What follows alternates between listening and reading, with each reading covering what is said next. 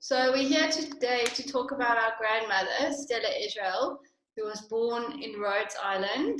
She was one of the last deportees from Rhodes Island to the concentration camps.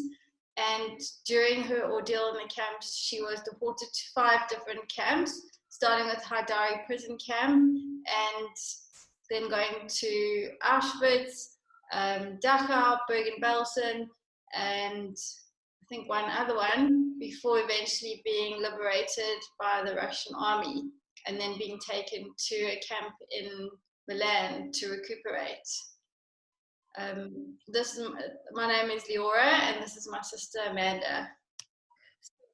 We just wanted to talk about, we're reminiscing. It's now interesting that we're making this video. It's just literally the anniversary, 5 years yacht sites since Nonna died, and I think it's very fitting that we're making this video now, and especially during lockdown, and it's just been Pesach, all the things that we can remember being without our families at the moment. Leora, I was thinking over Pesach, I was going to have Yontiv at Meaf to have first night Pesach. And the one thing I was thinking about Nonna was just about how luckily I perfected her meringue recipe. She was such a brilliant cook, but at least I've got the meringue recipe down. So that's the one thing as well. Like you said, she was an amazing cook. And at the same time, during Pesach, I was trying to make her leek fritters. And I just thought, I wish she was here so she could teach me how to make them. Unfortunately, she isn't, but at least mommy can still make them. I know. The other thing I was thinking, can you imagine, she would have hated this during the lockdown, because she always, even all the community members from Rhodes, even after they came from Rhodes and then they went to the Congo and then eventually came to Cape Town, she used to live within walking distance to all of her friends, and all the Sephardic ladies who were always so immaculately dressed used to meet all the time, and they all used to cook together and talk together and play cards together and drink Turkish coffee together. It was quite an amazing community after all these years, starting in Rhodes, being separated all the time, and that they kept it all up here in Cape Town.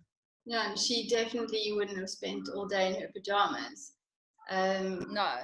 Yeah, I think that it's amazing also that the balcony culture seems to be coming back as well. So when they used to stand on their balconies and shout across the road to each other, it seems that people are doing that now. It's coming full circle. Exactly. Or bringing some of the Italy and the continental to Cape Town. But exactly, can you imagine if she saw everybody walking around in their pajamas, not getting dressed? She was so immaculately dressed all the time, with her makeup, with her hair done, every single day of her life. Even when she was sick, she was still perfectly dressed, with her jewelry on and her lipstick and her hairdresser twice a week for every single day, every single week that she was here. Yeah, amazing. Well, anyway, at least we have these amazing memories of her, and she got to meet our children as well, which is amazing. Not many people got that opportunity. So yeah, at least the memory lives on, and she definitely lives on in our kitchens.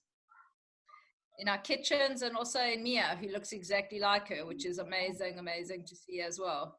That's also true. Anyway, that's just a short little story. We've gone talking for years probably, and yeah, just very fond memories of her. Thanks for giving us this opportunity. Thanks. Bye.